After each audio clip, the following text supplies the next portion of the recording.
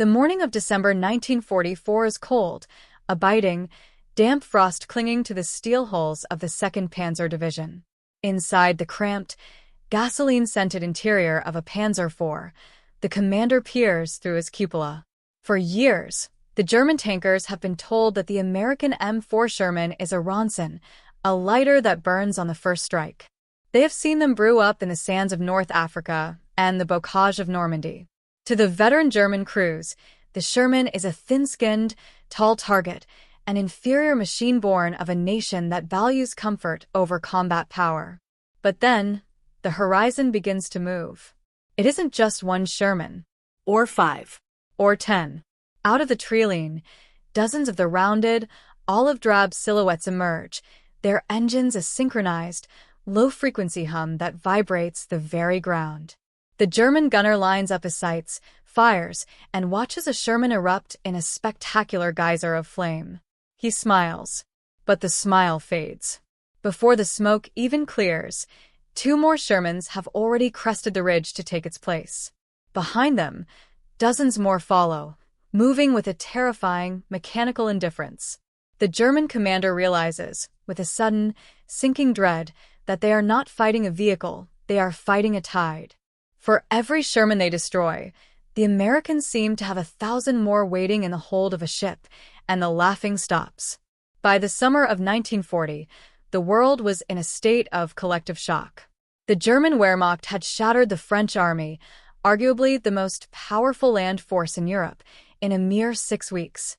At the heart of this victory was the Panzerwaffe, the armored force.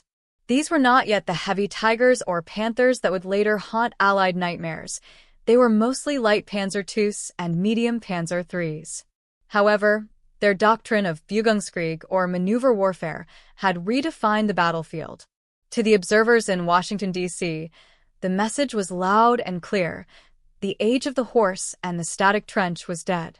The future was steel, and the United States was dangerously behind.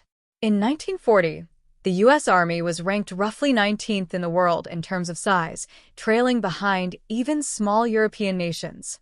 Its armored force was practically non-existent, consisting of a handful of outdated light tanks and a fragmented command structure. The American military establishment was a sleeping giant, but its awakening was chaotic. While the Germans were refining their veteran crews in the fires of the Eastern Front, American engineers were staring at blank blueprints. They didn't just need a tank. They needed an entire ecosystem of armored warfare that could be exported across 3,000 miles of the Atlantic Ocean. This geographical reality, the oceanic hurdle, would dictate every bolt and weld of the American design philosophy. The Germans viewed the tank as a duelist, a high-performance, specialized weapon designed to destroy its opposite number. This led to an engineering culture that prioritized over-engineering. Every German tank was a masterpiece of artisanal manufacturing, often requiring thousands of man-hours of hand-fitting. The American approach, born from the assembly lines of Detroit and the philosophy of Henry Ford, was fundamentally different. To the Americans, the tank was a piece of industrial equipment. It had to be reliable, it had to be easy to repair, and most importantly, it had to fit on a standard transport ship. In 1941, as the first prototypes of what would become the M4 Sherman began to take shape, the U.S. Army held the Louisiana Maneuvers, a massive series of war games designed to test their new theories of mobile warfare. It was here that the blueprint for the arsenal of democracy was solidified. The Americans realized they couldn't afford a Tiger, a 60-ton behemoth that would break every bridge it crossed and require specialized cranes to lift onto a ship. They needed a 30-ton workhorse. They needed a tank that could be mass-produced by laborers who had previously built refrigerators and sedans. While the Germans celebrated the individual prowess of their tank aces like Michael Whitman, the Americans were focused on the mean time between failure. They knew that a tank sitting in a repair shop because its complex interleaved wheels were jammed with frozen mud was a tank that wasn't on the firing line. The Sherman was designed with a vertical volute spring suspension, VVSS, that could be replaced in the field with basic tools.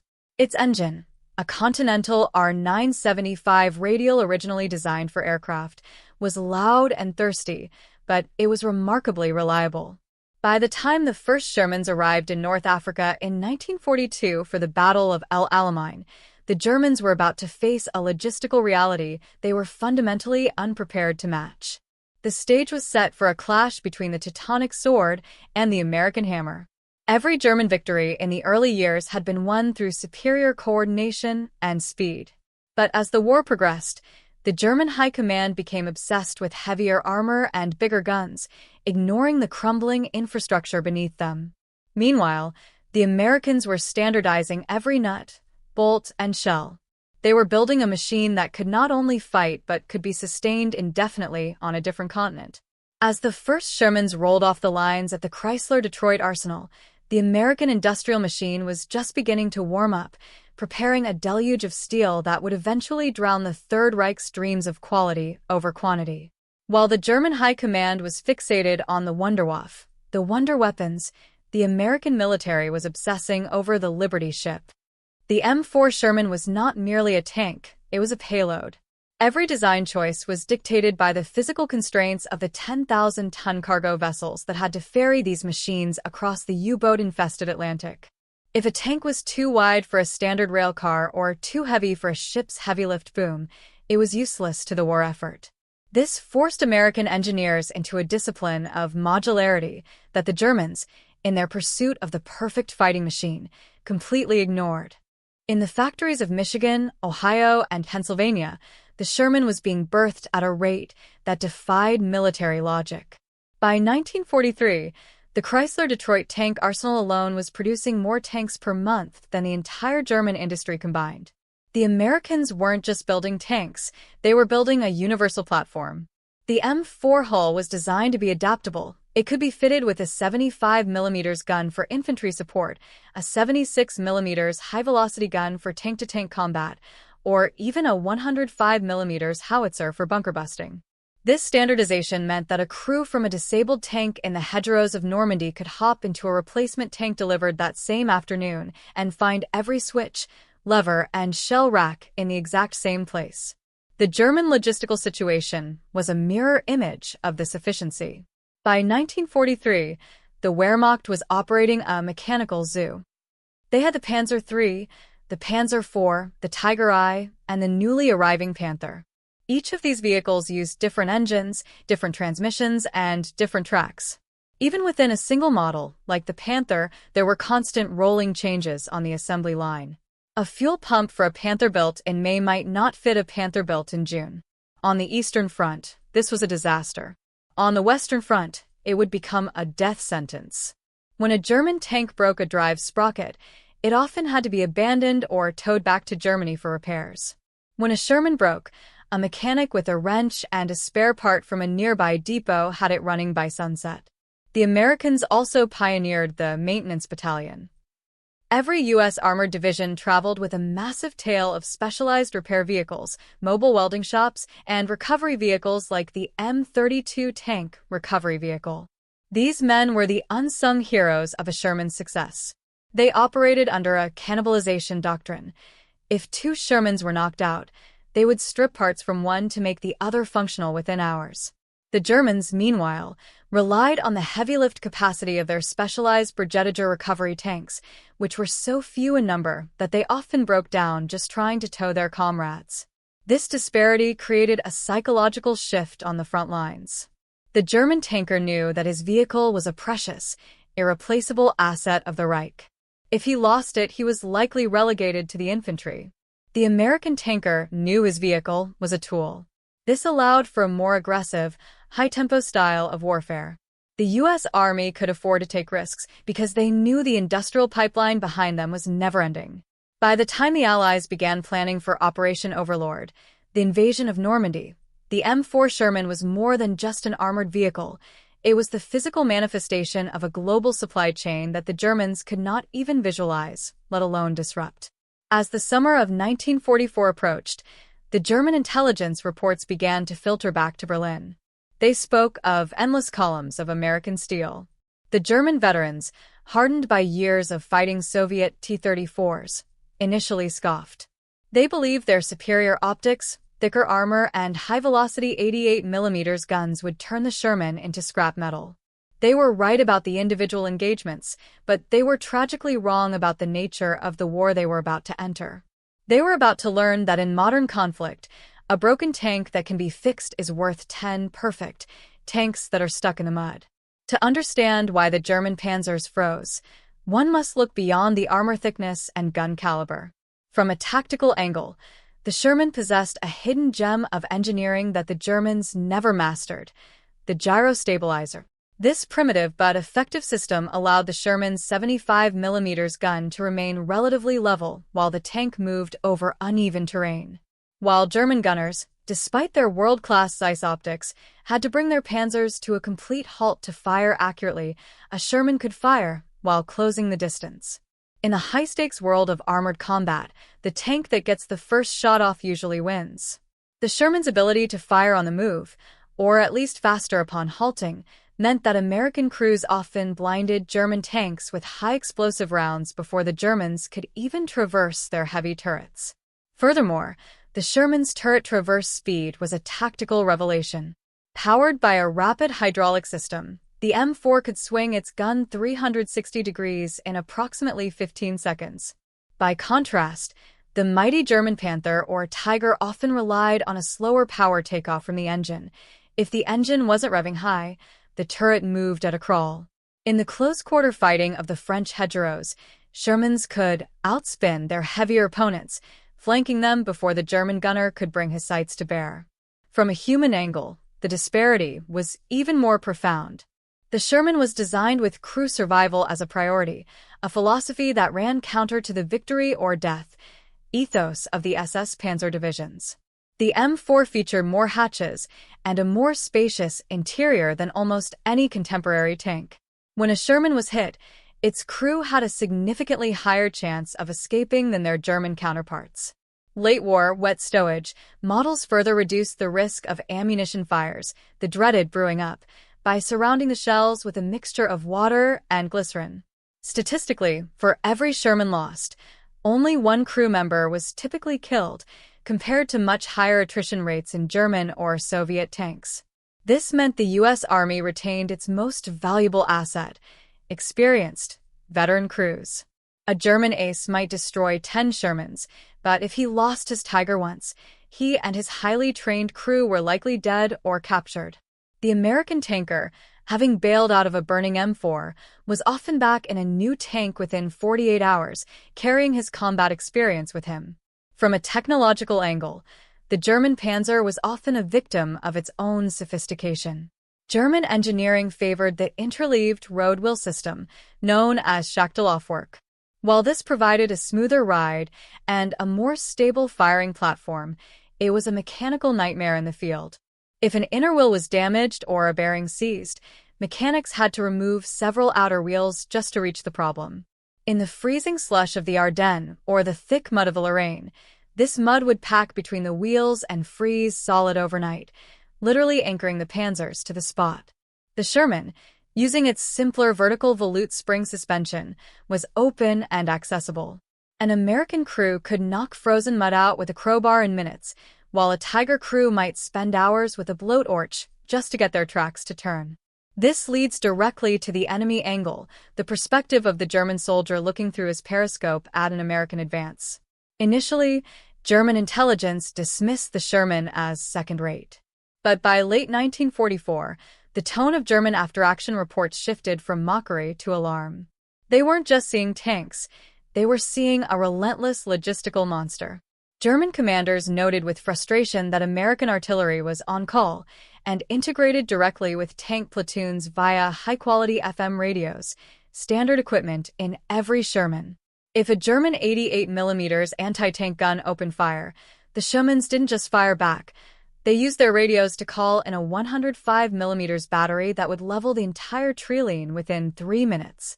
The Germans realized they were fighting a combined arms machine where the tank was just one part of a terrifyingly efficient whole. A German tanker could be the best marksman in the world, but he was fighting a foe that had infinite ammunition, superior communication, and a repair system that seemed like black magic. Captured German documents revealed a growing psychological fatigue. They described this Sherman swarm as an unbreakable force, No matter how many they killed, the horizon was always full. The realization began to dawn on the veteran Panzertruppen. They were being outproduced, outrepaired, and outorganized. The toy they had laughed at in 1942 had become the instrument of their inevitable destruction. This industrial pressure created a freezing effect on German strategy. Commanders became hesitant to commit their heavy tanks to breakthroughs, fearing that any mechanical breakdown or minor battle damage would result in the total loss of the vehicle. The Sherman's greatest weapon wasn't its gun, it was its presence. Its ability to be everywhere at once meant the Germans could never concentrate their dwindling resources in one place for long. The American tank wasn't just a vehicle, it was a symptom of a collapsing Reich. The true turning point in the psychological and tactical war between the Panzer and the Sherman arrived in July 1944, during Operation Cobra. For weeks, the Allied advance had been suffocated by the Norman bocage, dense, ancient hedgerows that turned every field into a natural fortress. The Germans believed they could hold the Allies in this green hell indefinitely. They had positioned their elite panzer divisions, including the 2nd SS Panzer and the Panzerlehr, to block the roads. But the Americans didn't just push through. They shattered the line with a level of mechanical violence the Germans had never witnessed. As the carpet bombing of the St. Lo sector ceased, hundreds of M4 Shermans, many fitted with improvised Cullen hedgerow cutters, steel tusks welded to their fronts using scrap metal from German beach obstacles, charged into the gaps. This was the moment the Sherman's reliability became a strategic weapon. While the German panzers were forced to move only at night to avoid Allied air power, and even then suffered frequent mechanical failures, the Shermans kept their engines running for days on end. The breakout turned into a race. The German crews were paralyzed. They would knock out a lead Sherman, only to see the following tanks simply bypass the wreck by crashing through a 5-foot-thick stone wall that the Germans assumed was impassable. General George S. Patton's Third Army utilized the Sherman's speed and fuel efficiency to execute a giant pincer movement. The German 7th Army found themselves trapped in what became known as the Falaise Pocket. Here, the superior panzer became a liability. Thousands of Panthers and Tigers were not lost to American shells, but to their own complexity.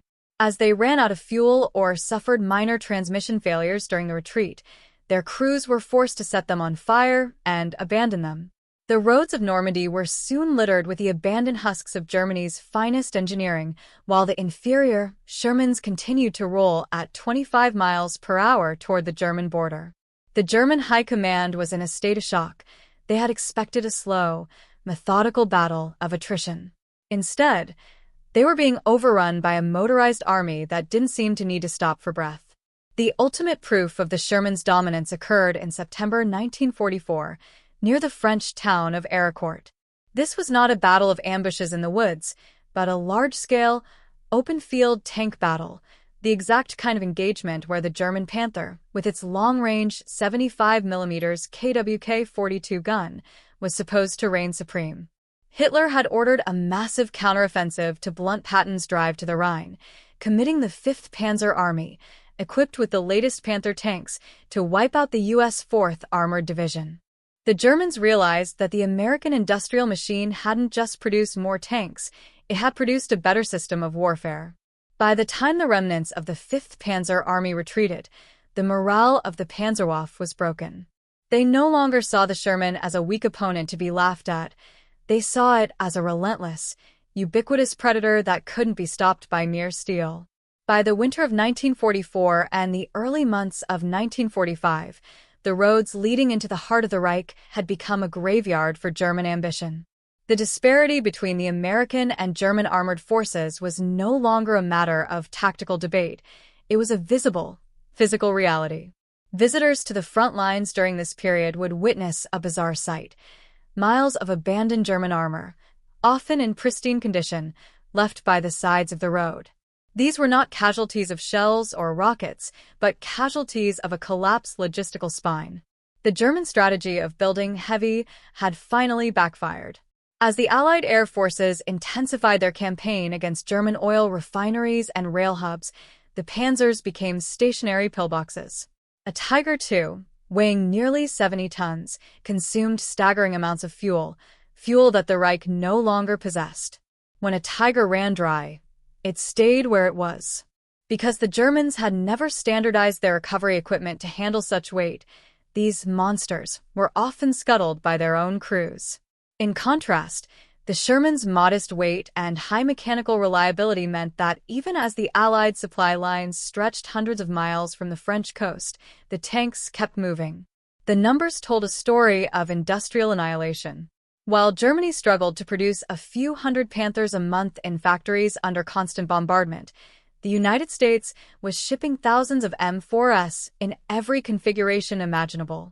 The tank graveyards of the Ardennes and the Rhineland were filled with German machines that had simply reached their mechanical limit. The American maintenance companies followed close behind the front lines, stripping these graveyards for intelligence and occasionally using the superior German 88mm optics for study. But the most significant find for American intelligence was the state of the German crews. They were exhausted, undersupplied, and increasingly terrified of the Sherman's omnipresence. Reports from the U.S. First and Third Armies noted that toward the end, German infantry would often surrender the moment American armor appeared, knowing that no Panzer reinforcements were coming. The quality that the Germans had gambled on had failed to produce the one thing they needed most: a sustained presence on the battlefield. The Sherman, despite its perceived flaws, had achieved the ultimate military objective. It had occupied the ground and held it. As the Allied armies crossed the Rhine, the true extent of the American industrial victory became visible. It wasn't just that the Shermans were more numerous, it was that they were part of a seamless, globalized machinery of war. By 1945, the M4 had been upgraded to the EZ-8, M4A3E8 variant, featuring wider tracks for better mud flotation and the high-velocity 76mm gun that could penetrate the front of a Tiger at combat ranges. The technical gap the Germans had relied on for 3 years had vanished, but the German logistical gap had widened into a chasm. In the final months, the German Panzerwaffe suffered a psychological breakdown. German tankers began to report Sherman phobia, a dread not of a single tank, but of the tactical system the Sherman represented. If a Panther engaged a Sherman, it knew that within minutes, American Grasshopper observation planes would be circling overhead, directing 155mm long Tom artillery onto their position. The Sherman was the finger of a giant, and wherever it pointed, destruction followed. The post-war analysis by the U.S. Army's Ballistic Research Lab confirmed what the tankers had felt. The Sherman was the most efficient tank of the war. While the Soviet T-34 had a higher loss rate due to poor ergonomics and lack of radios, and the German tanks had higher mechanical failure rates, the Sherman sat in the Goldilocks zone of warfare. It was reliable enough to travel 1,000 miles across Europe, lethal enough to win at Aircourt, and safe enough to keep its crews alive to fight another day. When the war ended in May 1945, the Sherman didn't just disappear. Because of its modular design and the sheer volume of spare parts available, it became the backbone of dozens of post-war militaries. From the Israeli Defense Forces to the armies of South America, the Sherman continued to fight for decades. The Germans, meanwhile, were left with mountains of high-tech scrap metal, magnificent machines that were, in the final accounting, too heavy and too complex to save the regime that built them. The Tiger had been a toy for an elite few. The Sherman was a tool for a global superpower. History often remembers the greatest weapons as those with the thickest armor, the longest range, or the most terrifying reputation. In the annals of World War II, the Tiger and the Panther hold that dark prestige.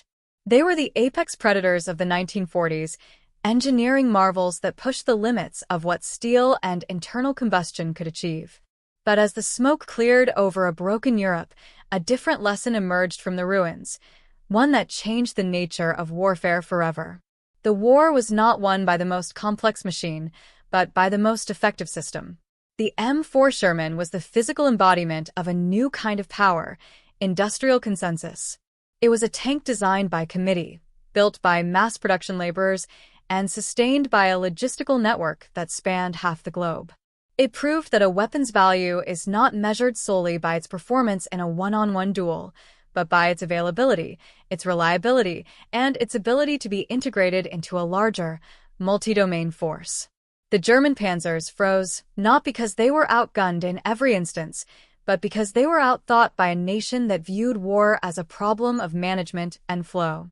We often think of victory as a series of heroic moments on the battlefield, but the story of the Sherman suggests that victory is often decided years earlier, on the drafting boards and assembly lines. The Sherman taught the world that quantity has a quality all its own, not through the mindless sacrifice of men, but through the overwhelming application of resources. It remains a testament to the idea that the greatest strength of a democracy is not its ability to produce a single masterpiece, but its capacity to produce a relentless, unbreakable tide of good enough. In the end, the German tankers who laughed at the first Shermans they saw were right about one thing. The M4 was a simple machine. But they were fatally wrong about the significance of that simplicity. The Sherman didn't need to be a masterpiece. It just needed to work, every time, everywhere. As the sun set on the Third Reich, the olive-drab silhouettes of the Shermans stood as a monument to a simple, devastating truth.